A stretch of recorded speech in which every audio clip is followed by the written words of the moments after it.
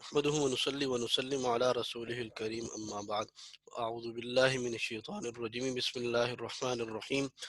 ما كان محمد أبا أحد من رجالكم ولكن رسول الله وخاتم النبيين وكان الله بكل شيء عليما. صدق الله العظيم. السلام علیکم ناظرین. عقیدہ ختم نبوت دین اسلام کی اساس اور بنیاد ہے. 1400 سال کی امت مسلمہ کا ہمیشہ سے یہ عقیدہ رہا. نبی کریم صلی اللہ علیہ وسلم کی ذات پاک سے لے کر آج تک ساری امت اس بات پر متفق متحد رہی کہ حضور نبی کریم صلی اللہ علیہ وآلہ وسلم اللہ تعالیٰ کے آخری پیغمبر ہیں اور آپ صلی اللہ علیہ وسلم کے بعد کسی کو نبوت نہیں دی جائے گی. اسے عقیدہ ختم نبوت کہا جاتا ہے. اور آج کا ہمارا کورس عقیدہ ختم نبوت، تحفظ ختم نبوت اور رد مرزیت کے حوالے سے ہے، اور یہ اس کورس کی پہلی نشست ہے. اس نشست کے اندر آپ کے سامنے عقیدہ ختم نبوت کی اہمیت و فضیلت کو بیان کیا جائے گا، اور اس موضوع کو 3 حصوں کے اندر بیان کیا جائے گا. پہلے حصے کے اندر عقیدے کی اہمیت کو بیان کیا جائے گا کہ اسلام کے اندر عقیدے کی کیا اہمیت ہے. نمبر 2، عقیدہ اور عمل کے درمیان کیا فرق ہے، اور قرآن پاک نے جو قرآن پاک کے اندر 3 مرکزی عقائد کو بیان کیا گیا ہے. اس سے پہلے کہ میں اپنے موضوع کو باقاعدہ شروع کروں، میں اس کورس کی افادیت کے حوالے سے، اہمیت کے حوالے سے کچھ بات عرض کرنا چاہتا ہوں کہ اس کورس کو سننا کرنا کیوں ضروری ہے. الحمدللہ شبان ختم نبوت پورے پاکستان کے اندر اور آن لائن بیرون ممالک کے اندر بھی یہ کورس کرواتے رہتے ہیں.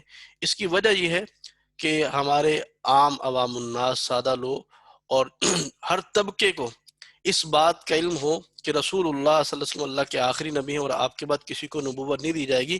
اور اس دور کے جو منکرین ختم نبوت ہے، مرزائی قادیانی جو اپنے آپ کو احمدی کہتے ہیں، ہمارے سادہ قسم کے مسلمانوں کے ذہنوں کے اندر شکوک و شبہات ڈال کر کے ان کے ایمان پر گویا کہ حملہ کرنے کی کوشش کرتے ہیں. ہمارے سامنے بہت سارے ایسے واقعات ہیں کہ سادہ مسلمان نوجوانوں کے ساتھ کسی قادیانی کی دوستی یاری ہوئی اور اس کے بعد کیا کہتے ہیں ان کے ایمان پر ڈاکہ ڈالا گیا. ہمارے لاہور کا یہ واقعہ ہے. ایک یونیورسٹی کے اسٹوڈنٹ تھے، ان کا کلاس فیلو تھا قادیانی. اس نے اس کو مرزیت کی دعوت دینا شروع کر دی، اور فتنہ مرزیت سے ناآشنائی کی وجہ سے، لا علمی کی وجہ سے اس نے اس فتنے کو صحیح سمجھا اور مرزیت کو باقاعدہ قبول کر لیا. ان کے ساتھ ہماری گفتگو چلتی رہی، ہمارے مولانا منیر احمد الوی صاحب، ان کی گفتگو چلتی رہی، اور الحمدللہ اللہ پاک کے فضل و کرم سے کچھ عرصے کے بعد وہ دوبارہ مسلمان ہو گئے. تو ہم نے ایک جگہ کورس رکھا، کورس کے اندر ان کی کارگزاری رکھی، تو انہوں نے اپنی کارگزاری کو بیان کیا، اور کارگزاری کو بیان کرتے ہوئے انہوں نے بیان کیا کہ میرے مرزئی ہونے کی بنیادی وجہ یہ تھی کہ نہ مجھے گھر سے نہ سکول سے بتایا گیا کہ فتنہ مرزیت کیا ہے، مجھے اس کے بارے میں علم نہیں تھا، اور لا علمی و جہالت کی وجہ سے میں فتنہ مرزیت کا شکار ہو گیا. اور جب اس نے ہمارا کورس سنا تو اس نے کہا جی کہ میں یہ سمجھتا ہوں کہ جو بندہ اس کورس کو پڑھ لے گا اچھے طریقے سے، اللہ تعالیٰ اس کی حفاظت فرما لیں گے، اور انشاءاللہ وہ فتنہ مرزیت کا شکار نہیں ہو سکتا. تو اس لیے اپنے تمام سامعین کو ہم گزارش کرتے ہیں کہ اس کورس کو پوری توجہ کے ساتھ مکمل سنیں. انشاءاللہ آپ کو بہت فائدہ ہوگا. آگے چل کے انشاءاللہ العزیز اور موضوعات ہوں گے، مرزائیوں کی وجوہ تکفیر جو اشکالات وغیرہ کرتے ہیں، تو آپ کو پتہ چلے گا کہ فتنہ مرزیت کس چیز کا نام ہے. ان کا مکروہ چہرہ آپ کے سامنے آئے گا اور پتہ چلے گا کہ اصل میں حقیقت کیا ہے فتنہ مرزیت کی. تو بہرحال ہم بات شروع کرتے ہیں. وہ میں نے عرض کیا تھا کہ اس نشست کے اندر عقیدے کی اہمیت پر بیان کیا جائے گا. اسلام میرے دوستو 2 چیزوں کا نام ہے، نمبر 1 عقیدہ اور نمبر 2 عمل. ان 2 چیزوں کے مجموعے کا نام جو ہے وہ اسلام ہے. عقیدہ کیا ہے اور اعمال کیا ہیں، یہ آپ کے سامنے توحید، رسالت، قیامت، بعث بعد الموت، یہ سارے عقائد کہلاتے ہیں. یعنی اللہ کو وحدہ لا شریک ماننا، تمام نبیوں کو سچا ماننا، قیامت کا عقیدہ رکھنا کہ اس دنیا کو ختم کرنا اللہ تعالیٰ نے، تو یہ عقائد کہلاتے ہیں. نماز پڑھنا، روزہ رکھنا، حج کرنا، زکوٰۃ دینا، جہاد کرنا، یہ سارے کے سارے اعمال کہلاتے ہیں. ان 2 چیزوں کے مجموعے کا نام اسلام ہے. لیکن میرے دوستو ان دونوں میں جو بنیادی چیز ہے وہ عقیدہ ہے. یعنی عقائد درست ہوں گے تو عمل قابل قبول ہوں گے، اور اگر عقائد ٹھیک نہ ہوئے، یہ عقائد میں سے کوئی ایک بنیادی عقیدہ بھی غلط ہو گیا تو انسان کا عمل قبول نہیں ہوتا، وہ چاہے جتنے مرضی اعمال کے ڈھیر لگا دے۔ اعمال کی قبولیت کی شرط ہے عقائد کی درستگی۔ اگر عقیدہ درست ہوگا تو عمل قابل قبول ہوگا، اور اگر عقیدہ درست نہ ہوا تو عمل اللہ کے ہاں قبول نہیں۔ اللہ تعالیٰ قرآن کے اندر خود بیان فرما رہے ہیں، قُلْ هَلْ نُنَبِّئُكُمْ بِالْأَخْسَرِينَ أَعْمَالًا الَّذِينَ ضَلَّ سَعْيُهُمْ فِي الْحَيَاةِ الدُّنْيَا وَهُمْ يَحْسَبُونَ أَنَّهُمْ يُحْسِنُونَ صُنْعًا أُولَٰئِكَ الَّذِينَ كَفَرُوا بِآيَاتِ رَبِّهِمْ وَلِقَائِهِ فَحَبِطَتْ أَعْمَالُهُمْ فَلَا نُقِيمُ لَهُمْ يَوْمَ الْقِيَامَةِ وَزْنًا۔ یعنی اس کا خلاصہ یہ کہ اللہ تعالیٰ فرما رہے ہیں کہ آپ فرما دیجئے کہ تمہیں بتاؤں دنیا میں سب سے زیادہ خسارے کا، گھاٹے کا، نقصان کا سودا کرنے والے کون لوگ ہیں؟ تو فرمایا یہ وہ لوگ ہیں الذین ضل سعیہم فی الحیات الدنیا، یہ وہ لوگ کہ جن کی دنیا کی محنتیں ضائع ہو گئیں، جو وہ دوڑ دھوپ لگاتے رہے، اللہ فرماتے سب کچھ ضائع ہو گیا۔ وَهُمْ يَحْسَبُونَ أَنَّهُمْ يُحْسِنُونَ صُنْعًا، اور وہ یہ گمان کرتے رہے کہ ہم تو بڑے نیک اعمال کر رہے ہیں، ہم تو بڑے اچھے اعمال کر رہے ہیں، اور اللہ فرما رہے ہیں فَحَبِطَتْ أَعْمَالُهُمْ، ان لوگوں کے اعمال ضائع ہو گئے۔ فَلَا نُقِيمُ لَهُمْ يَوْمَ الْقِيَامَةِ وَزْنًا، قیامت کے دن ان کے کسی عمل کا اللہ کے ہاں کوئی وزن نہیں ہوگا۔ یہ بڑا گھاٹے کا سودا کر کے آئے۔ وجہ کیا ہے کہ ان لوگوں کے عقائد درست نہیں تھے، اس لیے ان کے اعمال قبول نہ ہوئے۔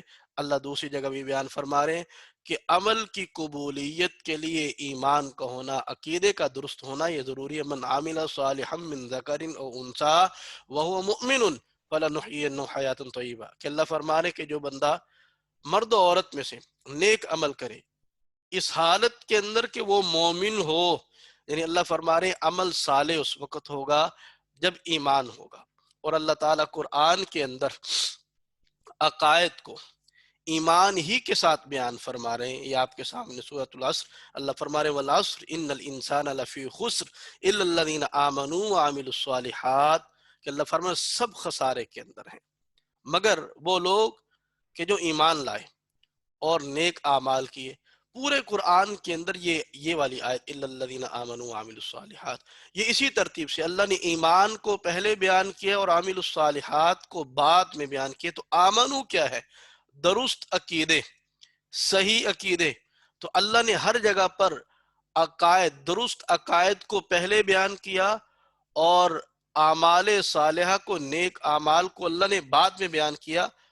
کیا مقصد؟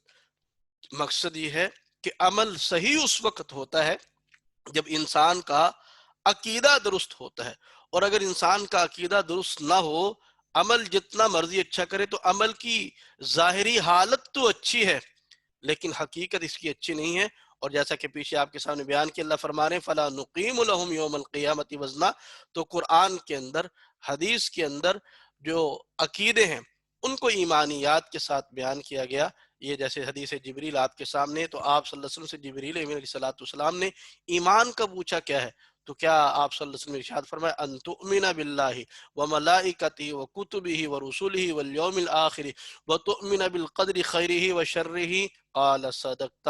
تو آپ صلی اللہ علیہ وسلم نے تمام عقائد کو بیان کر دیا، عقیدہ توحید کو، ملائکہ کو، کتابوں کو، رسالت کو، قیامت کو اور اچھی بری تقدیر کو آپ صلی اللہ علیہ وسلم بیان فرمایا۔ اور ہم اپنے بچوں کو ابتدائی سے ایمان مفسر و ایمان مجمل بیان کرتے ہیں، یاد کرواتے ہیں آمنت باللہ وملائکتہ وکتبہ ورسلہ والیوم الآخر والقدر خیرہ وشرہ من اللہ تعالی والبعث بعد الموت۔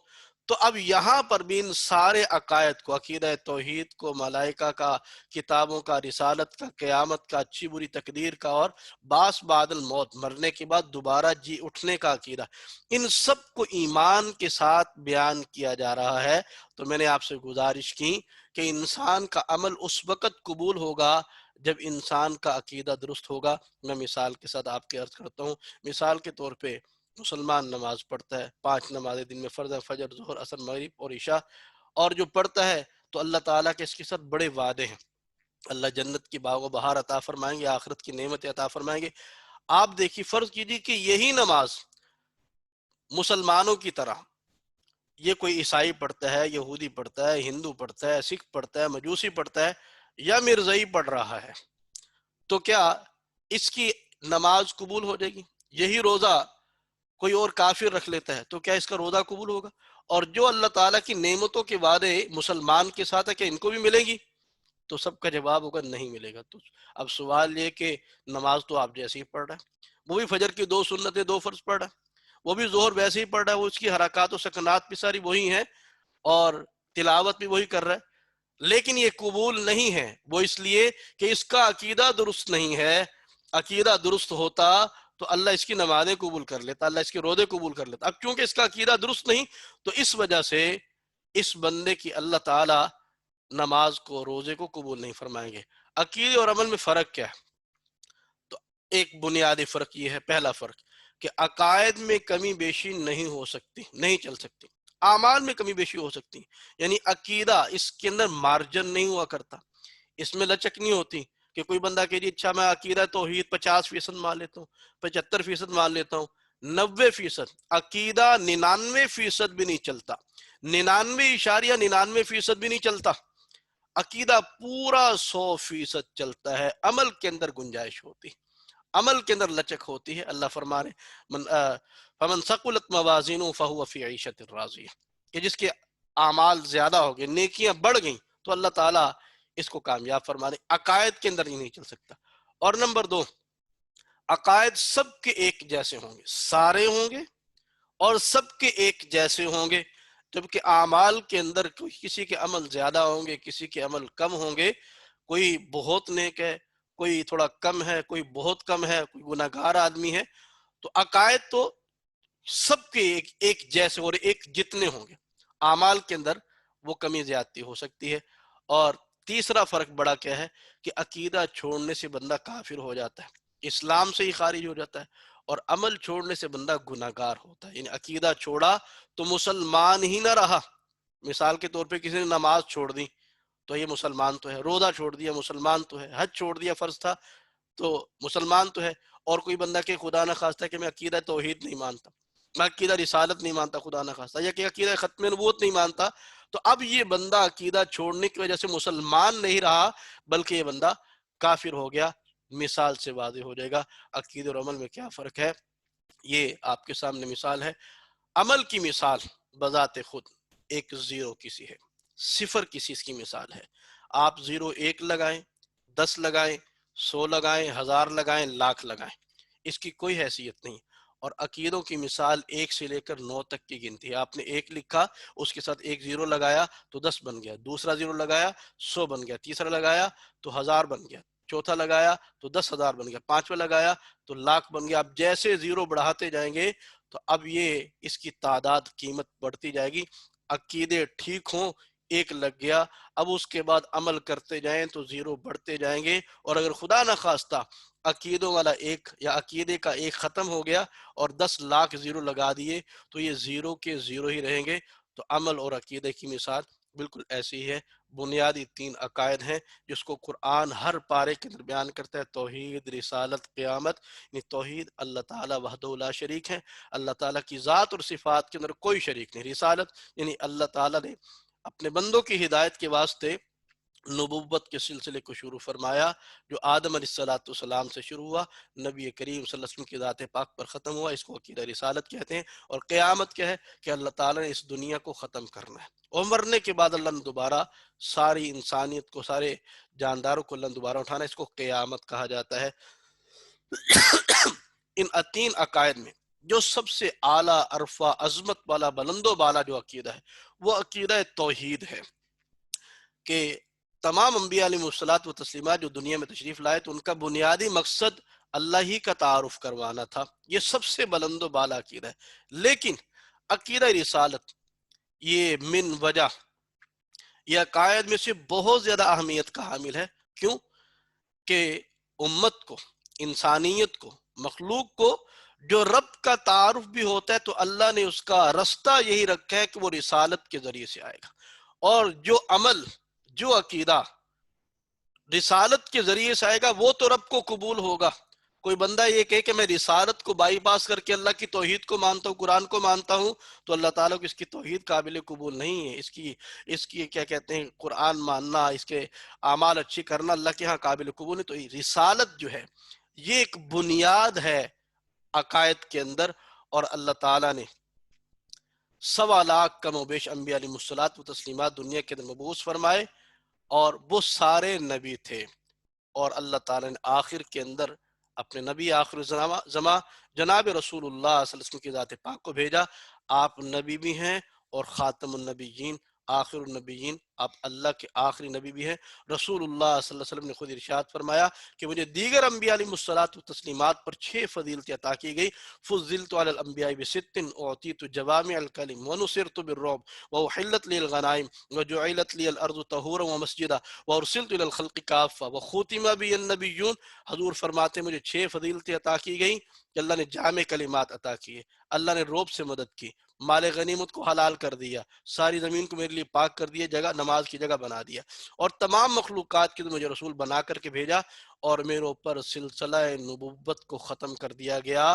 یعنی آپ صلی اللہ علیہ وسلم کے بعد کسی کو نبوت نہیں عطا کی جائے گی، آپ کے اوپر نبوت کا، رسالت کا وہ سلسلہ ختم کر دیا گیا۔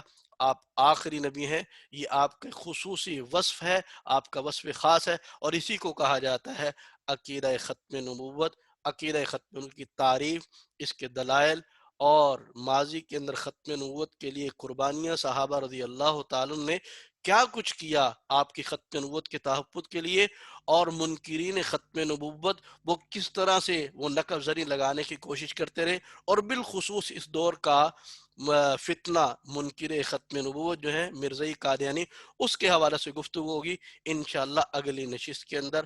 اللہ تعالی ہم سب کو عقیدہ ختم نبوت کی تحفظ کے لیے قبول فرمائے۔ وآخر دعوانا ان الحمد للہ رب العالمین۔